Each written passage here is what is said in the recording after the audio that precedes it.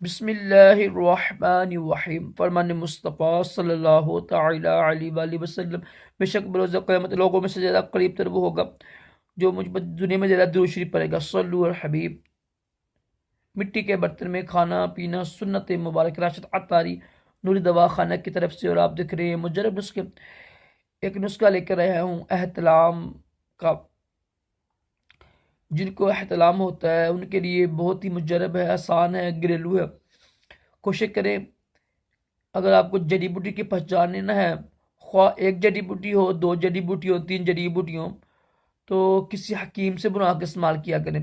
کوشش کریں اس میں پرہیز بھی کریں۔ جن کو احتلام ہوتا ہے نا، وہ یعنی ہلکی بلکی واک کیا کریں صبح اٹھ کر، اور اچھی صحبت رکھیں، اچھی بکس پڑھیں، موبائل کا، لیپ ٹاپ کا، سسٹم یعنی سی پی یو کا، پی سی کا استعمال کم کریں۔ ٹھیک ہے، محفل میں بیٹھے تنہائی سے بچیں، اور شام کے بعد کھانا کم کھائیں، پانی کم پئیں، وضو کر کے سویا کریں، درود شریف پڑھ کے سویا کریں۔ انشاءاللہ اس کی برکت سے کافی فرق پڑتا ہے۔ گرم چیزوں سے پرہیز کریں۔ اس میں 4 چیزیں ہیں۔ ایک ہے تخم کونچ۔ تخم کونچ جیسے لوبیا ہوتا ہے، لوبیا کی طرح بی ہوتے ہیں ایک نا، اتنے بیج ہوتے ہیں، جیسے لوبیا ہوتا ہے نا، کھاتے ہیں لوبیا، ہم بڑا لوبیا کھاتے ہیں، ایسے ہی ہوتے ہیں یہ، وائٹ رنگ کے ہوتے ہیں۔ تخم کونچ یہ عورتوں کے لیے اچھی ہوتے ہیں، مردوں کے لیے اچھے ہوتے ہیں۔ میں بتاؤں گا کسی دن انشاءاللہ اس کے کیا کیا فائدے ہیں، وہ بتاؤں گا انشاءاللہ کسی دن ویڈیو میں۔ تخم کونچ لینے ہیں آپ نے، اور لینا ہے آپ نے تال مکھانا۔ تال مکھانا بہت ہی اچھا ہے احتلام کے لیے۔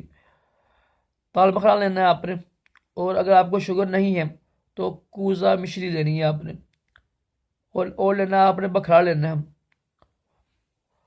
یہ 4 چیزیں لے کے ہم وزن 50 لے لیں، 20 جتنا بنانا نا آپ نے، پیس لیں، صبح بنا لیں، صبح و شام آدھی چمچی کھانی ہے آپ نے چائے والی، پانی کے ساتھ۔